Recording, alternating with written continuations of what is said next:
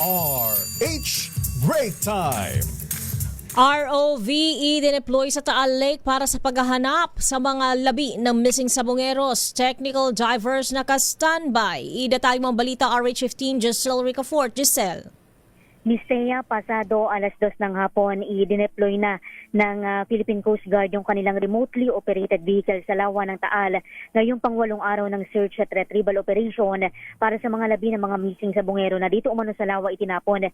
Kasabay ng deployment ng ROV yung pag-standby ng mga technical diver ng PCG para kung sakali na may maispatan yan na mga suspicious object ay sa ilalim ng tubig.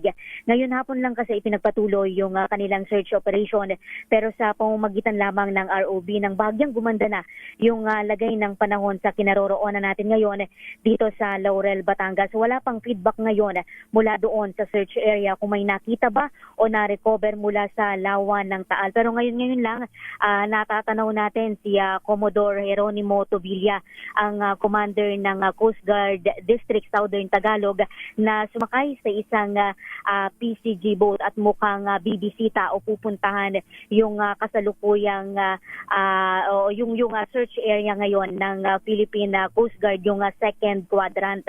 Kahapon, 4 na sako yung na-recover ng PCG sa lawan ayon sa DOJ.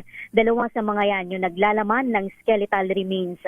Ito si Giselle Ricafort para sa DZRH, una sa Pilipinas, una sa Pilipino.